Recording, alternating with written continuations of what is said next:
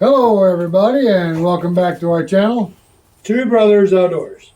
Today we're going to hit a topic that kind of near and dear to our heart. We have been accused of killing the forest. Oh no. We are killing the forest. The whole forest or just parts of it? The forest. Oh no. So today we're going to explain to you about forest management. And before we get started, I'd like to talk to you about 30, 40 years ago, maybe even 50 years ago, we were killing the forests. I worked for a timber company. The timber company grew timber to make paper. To kill the forest. Making paper was killing the forest. All the environmentalists told us the forest would be gone in 20 years because we were using too much paper. How long ago was that? 70s? 40, 50 years ago. They were wrong. So we switched over to plastic bags. When we switched over to plastic bags, we lost thousands upon hundreds of thousands of timber jobs and paper mill jobs because we were using plastic bags. Now, would you like to explain to me about plastic bags today? Can you go to Walmart and get a plastic bag? Why no? Why can't you get a plastic bag? Here in New York, styrofoam and plastic is illegal. It's illegal because it's bad for the environment. It doesn't decompose, so they say, but it does. But it doesn't matter. It's still bad for the environment. So now when you buy a bag, what do you buy? Paper. Paper bags. We're back to paper. We've made a full circle. And look, here we are 50 years later, and paper's okay. Again. Or you can buy reusable bags that are made out of some other kind of material. Still has plastic in it. Yes, it still has plastic in it. All right, guys. So in lieu of the comments that we get that we're killing the forest, we're going to go up and we're going to show you different stages of the forest and how it recovers on its own without any help and how fast the forest actually grows. So come on along with us and let's do it. In 1987, when we purchased this property, they had just logged it. I'm talking about pretty much clear cut it. We are standing on an old logging road right now that runs down into the swamp.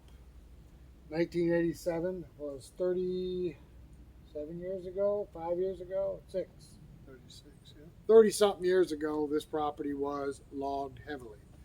If you look behind me, closer to 50. You look behind me,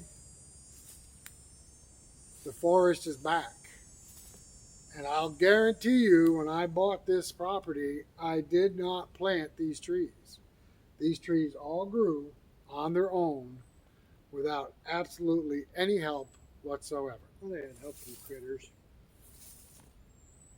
Cut. Don't want to give it away. Cut. Didn't have any help whatsoever. None. Okay, so we started out in the swamp to show you how the swamp has recovered. What are you, a Sasquatch? I'm hiding. Now we're up on the higher part of our property. These are all hardwoods. See the size of this tree right here? This tree was gone, or a little nub like this, seedling, when they logged this property back in 1987. This forest, as you see it, has recovered on its own over the course of time. And I think it's rejuvenating pretty nicely. We have some trees in here that are like this. Actually, we have quite a few trees in here that are like this. When we do cut trees out of here in order to run through the sawmill and to make a little money, we take trees that are damaged. They were damaged years ago when this property was carelessly logged. And the reason it was carelessly logged is because the owner was selling the property. He said, cut the timber, I want the money, and then I'm selling the property. So the logger came in and they took everything they could possibly use right down to firewood. But in the process, they dragged logs over small trees. This tree was small back then. And see this wound in this tree right here? Now this one is healed back up for the most part. But inside this tree, the wood is rotten. The wood is probably rotten up to this point right here. So where the woodpeckers have been in it? Yeah. So this tree in a storm is weakened in the lower part. This tree will fall. And if this tree falls in a storm and you don't control the fall, it will take out other trees that are smaller or other trees that are healthy. So when we come up and cut trees, we look for trees that have been wounded and trees that have been damaged and trees that are dying from invasive species. And these are the trees that we use to take down to run through the sawmill, right, and utilize whatever lumber we can out of them. Okay, this is a classic example. Now look at the size of this tree, but that tree has also been damaged by logs being dragged by it or the tops of trees dragging around it as they pull stuff out of here. Now this tree is not healed up. This tree is rotten in the bottom, and I'm going to say it probably goes up a good 4 feet in the bottom of this tree. But that is one beautiful hard maple. And the lumber in that tree can be utilized very quickly. Now you'll notice there's another big tree behind it. We went over and looked at that tree. That maple tree is not damaged. This tree, if it blows over in a storm and hits that tree, it'll break the top of that tree out and it will damage that tree. So when we decide to take this tree down, we will drop this tree in a clear path, taking down the least amount of trees to bring this log out to the sawmill. Got your forest right here, this 5 acres. It stretches this direction 100 yards or so, and then it stretches that direction 50, 60 yards. This is a hinge cut. This is a absolute clear cut that Tim and I made 5 years ago. And the reason we did this is because we had no deer in our woods. The canopy in the trees is so thick that undergrowth cannot grow. Nothing grows. There's no place for deer to hide their babies when they have their young, and predators find the babies very quickly. Yes. So we cut what they called a hinge cut. We knocked down every single tree except for those tall oak trees that you see over here. Those trees we left behind. Once we cleared the trees out, these oak trees could get sunlight. They've grown 30 feet in the last 5 years. And they produce food for the deer. And they produce food for the deer. Lots and lots of acorns. The deer come in here. They got places to hide their young.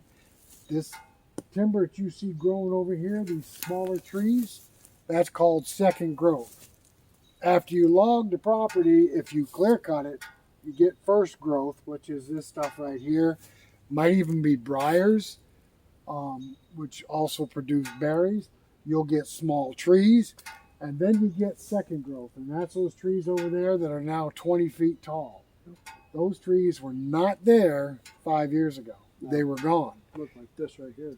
This is how quickly a forest recovers. But now that we're logging, selectively cutting our forest, we get patches of open sunlight and we have undergrowth growing. We leave the tops of our trees right where we cut the logs out. This also gives the deer cover. This tree top right here has been down about 4 or 5 years. It's a spruce tree.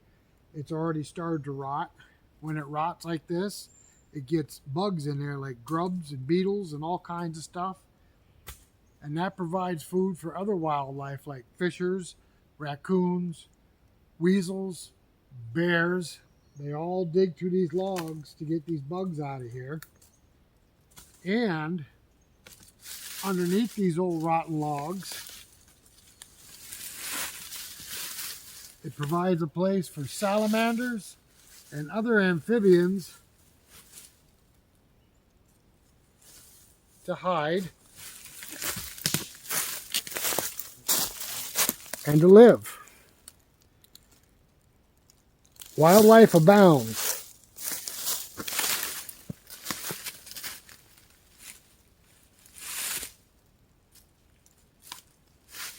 We'll try to fix that up the best we can for him. We disturbed him. And in the wintertime, when we cut down a maple tree or a birch tree, the buds on the end of the branches, even though they're not leaves, but there's buds that sit there all winter long, and the small twigs produce food for the deer. They will strip the bark and the ends of those limbs right off in a matter of a week. Absolutely. Cut a tree down, the next day you go back, and it's just beat down with deer tracks. Old growth forest does not support wildlife. Wildlife has to have undergrowth to eat, to hide, and to produce and hide their young. So when we put this hinge cut in, we brought the deer in. We have more deer on this property now Lord, yeah. than we ever had that we can remember. So next time your favorite hunting property is being logged or next door to your favorite hunting property, remember, as soon as they're done logging, the very next year, that property is going to start growing undergrowth and the deer will come to that property. Absolutely. In droves.